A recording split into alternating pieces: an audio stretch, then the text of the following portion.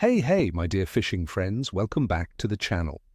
Today, we're diving deep into the fishing forecast for a very specific and intriguing day, November the 13th, 2025, across the vast United States. This day is shaping up to be quite a mosaic, promising both challenges and fantastic opportunities, depending on where you cast your line. For our bass anglers, both largemouth and smallmouth, this is a prime time in many regions. With water temperatures steadily dropping, these predators are actively feeding. Look for them moving from receding shallow grass beds to more structured cover, like fallen trees and rocky drop-offs, typically in depths of 3 to 10 feet. For tactics, try slower-moving jigs and crankbaits in natural baitfish patterns. Remember, cooler water means a slower metabolism, so a subtle, slow retrieve can be deadly. Walleye enthusiasts, November the 13th looks promising. In many northern and midwestern states, walleye are active. Find them near current breaks, deeper humps and channel edges, especially where baitfish gather. Focus on depths of 15 to 30 feet or shallower during low light. Vertical jigging with a jig tipped with a minnow or soft plastic is very effective. Coastal anglers, especially in regions like the Chesapeake Bay, can expect good striped bass action.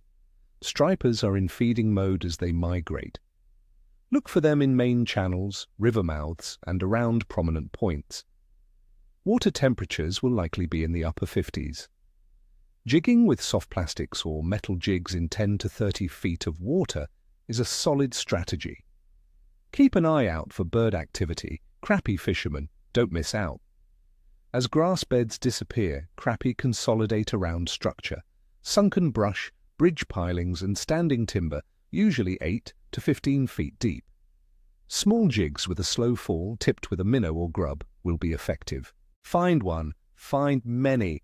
Now for the conditions.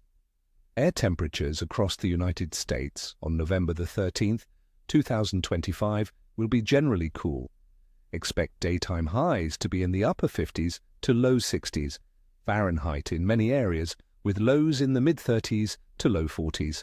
For instance, some central regions might see highs around 53 degrees Fahrenheit and lows around 41 degrees Fahrenheit. Atmospheric pressure is expected to be relatively stable in most areas.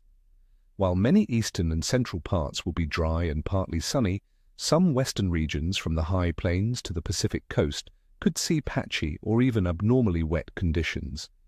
Wind will be variable, generally light to moderate. These cooler temperatures and stable pressure in many regions mean fish will be more comfortable in deeper patterns, but sharp pressure changes in the west could affect activity. Water temperatures are crucial. In northern and central regions, lakes and rivers will be in the high 40s to mid-50s Fahrenheit. For example, the Missouri River will be in the high 40s. In southern states, coastal waters might still be in the mid-70s to low 80s Fahrenheit, but inland rivers will be cooler. This cooling pushes fish to seek stable thermal layers, often deeper water or structure. Cooler water also slows metabolism, so feeding windows might be shorter but intense. On November the 13th, 2025, the moon will be in a waning crescent phase with illumination around 30 to 40%. This phase is often associated with neap tides in coastal areas, meaning weaker currents. While some fishing lore suggests a slower bite during the waning crescent due to less moonlight, don't be deterred. My experience shows that dawn and dusk, especially when the moon is visible, can still produce excellent results. Fish are opportunistic, and stable pressure or bait availability can often outweigh lunar influence.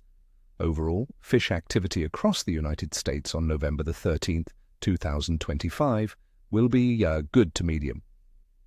The cooling water prompts pre-winter feeding for many species.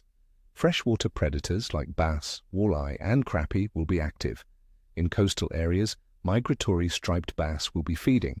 The key is adapting to local water temperatures and finding thermal refuges or bait concentrations. The stable atmospheric pressure in many areas is a positive, but the waning crescent moon might mean more selective feeding. Be ready for both active periods and times when you need to truly work for your bites. So there you have it, friends. Your comprehensive fishing forecast for November the 13th, 2025. Remember, fishing is all about adapting, And with these insights, you're well equipped. I wish you all nothing but tight lines and screaming reels. May you have an incredible day on the water. If you found this helpful, please hit that like button, subscribe, and ring that notification bell. And tell me in the comments, what are your plans for fishing this fall? Share your stories.